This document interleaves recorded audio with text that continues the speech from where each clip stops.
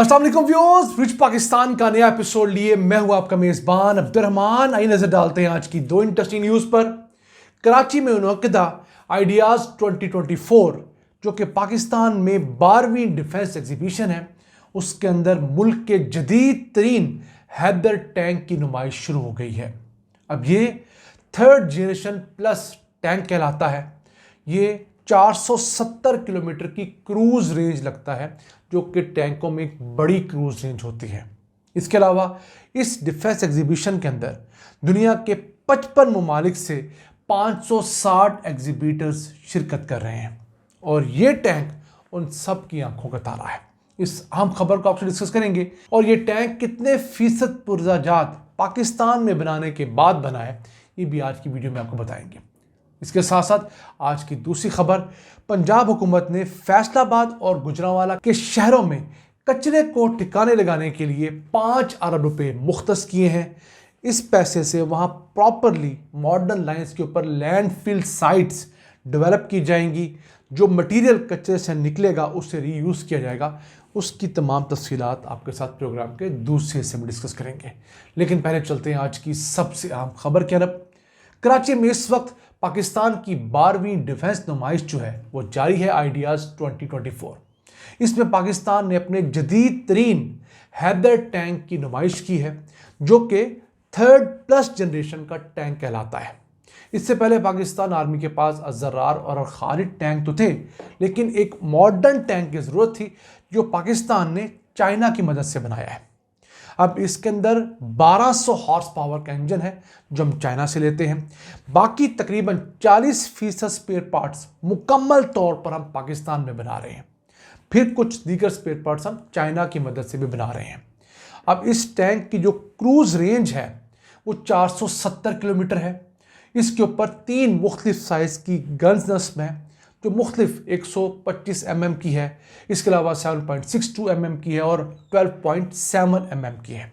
अब इस टैंक की चंद खासियतें ऐसी हैं जो बाकी टैंकों में ऐसा नहीं होती। मसलन अगर कोई फ़ज़ाई हमला होता है तो ये अपने आप को महफूज करने की सलाहियत रखता है। कोई केमिकल अटैक होता है तो उसमें ये महफूज रहेगा, इसका क्रू महफूज रहेगा। और अगर खुदा न खास्ता कोई न्यूक्लियर अटैक होता है तब भी इसमें बैठे हुए लोग महफूज रहेंगे और अपने टारगेट पर जाकर हिट कर सकेंगे। बेसिकली इसके अंदर 3 लोगों का क्रू होगा, एक ड्राइवर होगा, एक गनर होगा और एक उनका कमांडर होता है। तो पाकिस्तान अब जो मॉडर्न टैंक बना रहा है जहाज़ों के तर्ज पर, बहरी जहाज़ों के तर्ज पर, उनके अंदर बहुत जदीद तरीन इक्विपमेंट और दीगर चीज़ें शामिल कर रहा है। मसलन इस टैंक के अंदर एक्सप्लोसिव रिएक्टिव आर्मर है, यानी कि इर्द गिर्द धमाका होने की सूरत में भी, कोई बम ब्लास्ट की सूरत में भी ये तबाह नहीं होगा। फिर इसके अंदर थर्मल इमेजिंग की टेक्नोलॉजी है कि इसके अंदर बैठा हुआ गनर किसी भी हीट एमिटिंग चीज़ को देखकर उसे टारगेट कर सकता है। थर्मल इमेजिंग ऐसी टेक्नोलॉजी होती है कि आप रात के वक्त भी देख सकते हैं, तो वो थर्मल इमेजिंग के ज़रिए वो हीट के ज़रिए डिटेक्ट हो जाते हैं, खा जितनी मर्जी अंधेरी रात हो, फॉग हो, जो मर्जी हो। तो ये इसके अंदर चीज़ें नस्ब हैं। इसके अलावा पैनोरामिक कमांडिंग व्यू इसके पास है, यानी कि 360 डिग्री का इसके अंदर बैठे हुए आपको व्यू मिलता है। आपके तमाम अतराफ जो कुछ हो रहा है, अंदर बैठा हुआ कमांडर गनर उन तमाम चीज़ों को देख सकता है। इसके अलावा इसमें फायर कंट्रोल सिस्टम है, खुदा न खास्ता आग लग जाए तो उसके अंदर इसने कैसे बिहेव करना है। और फिर इसके अंदर एक बड़ा जदीद तरीन बैलिस्टिक कंप्यूटर मौजूद है जो कि इर्द गिर्द का तमाम जायज़ा लेने के बाद खुद कैलकुलेशन करने की सलाहियत रखता है और हालात के मुताबिक आपको एक्यूरेसी से टारगेट करने में मदद करने की सलाहियत रखता है। अब पाकिस्तान आर्मी 650 से ज़्यादा हैदर टैंक अपने पूरे फ्लीट के अंदर शामिल करना चाहती है और ये ओवर द ईयर्स होगा। अभी तो इस टैंक के 40% पुर्जाजात मुकम्मल तौर पर पाकिस्तान ही बना रहा है। फिर दीगर पुर्जाजात में हमारी चाइनीज़ के साथ कोलैबोरेशन ज़रूर है।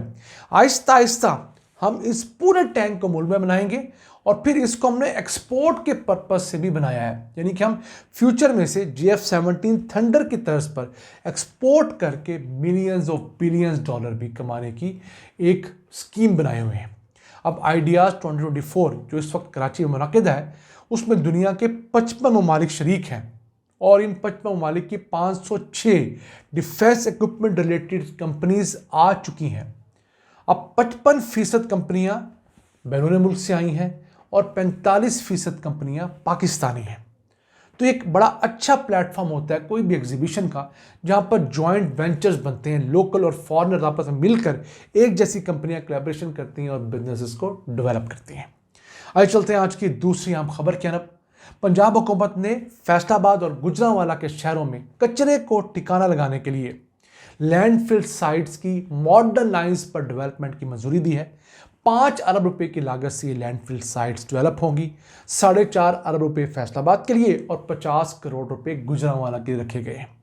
गुजरांवाला एक बड़ा अच्छा शहर, खाबों के लिए मशहूर शहर, लेकिन बदकिस्मती से कचरे ने और कूड़े ने इसकी सारी खूबसूरती मांद कर दी थी। अब ये जो मॉडर्न लाइंस पे बनने वाली लैंडफिल साइट्स हैं, इनके अंदर क्या होगा? इनके अंदर जो भी कचरा फेंका जाएगा उसे सॉर्ट आउट किया जाएगा। मसलन जो भी मटेरियल है उसको रिट्रीव किया जाएगा। कोई लोहा है, कोई नायलन है, कोई प्लास्टिक है, जो जो कुछ काबिल इस्तेमाल चीज़ें कचरे से निकलती हैं वो निकाली जाएंगी। अब इसमें क्या क्या होगा? ना सिर्फ सॉर्टिंग के लिए चीज़ें होंगी, कन्वेयर बेल्ट्स लगी होंगी, मैग्नेटिक सेपरेटर्स लगे होंगे ताकि मैग्नेट के ज़रिए जो लोहे और इस तरह की मकनातीसी चीज़ें उन्हें उठा लिया जाए। इसके साथ साथ बैग ब्रेकर्स होंगे, श्रेडर्स होंगे, ऐसा कचरा जो बहुत बड़े साइज का उसको काट के छोटा करना है, कंपैक्ट करना है, और दीगर तमाम चीज़ें जो किसी भी मॉडर्न लैंडफिल साइट के अंदर होंगी। तो जो कारामद कचरा है वो निकाल लिया जाएगा, उसे रिसाइकिल किया जाएगा। ऐसा कचरा जो किसी काम का नहीं है उसे कंप्रेस करके यहाँ पर डंप कर दिया जाएगा। और फिर यही नहीं, इसके ऊपर गैस कलेक्शन का सिस्टम भी लगाया जाएगा। याद रहे, जितनी भी दुनिया के अंदर लैंडफिल साइट्स होती हैं या कचरा कुंडियाँ होती हैं, उनके अंदर कुछ अरसे बाद ख़तरनाक गैसेस प्रोड्यूस होती हैं, और अगर उन गैसेस को हवा में जाने दिया जाए तो वो इर्द गिर्द के माहौल के लिए तबाही का बायस होती हैं। तो तरीका ये होता है कि उन लैंडफिल साइट्स के अंदर पाइपिंग का ऐसा नेटवर्क बनाया जाता है कि जो गैस वहाँ से निकले उस एक सिस्टम में ला के साफ करके हवा में छोड़ा जाए और ख़तरनाक उसके ज़रात एब्जॉर्ब कर लिए जाए। तो लाहौर के बाद ये बहुत बड़ी डेवलपमेंट है कि फैसलाबाद और गुजरांवाला के अंदर भी लैंडफिल साइट्स बनेंगी। जब आप बहुत सारा कचरा सॉर्ट आउट कर लेते हैं, मटेरियल रिट्रीव कर लेते हैं, तो अगर 100 किलो कचरा आया था तो 40 किलो बचता है जिसे आपने डंप करना है। रूटीन में आप 100 का 100 डंप करेंगे तो चंद सालों में आपकी लैंडफिल साइट भर जाएगी। लेकिन जब कचरे में से कारामद चीज़ें निकालेंगे और बकिया कचरे को कंप्रेस करके आप वहाँ रखेंगे तो वो आपकी जगह बच जाएगी।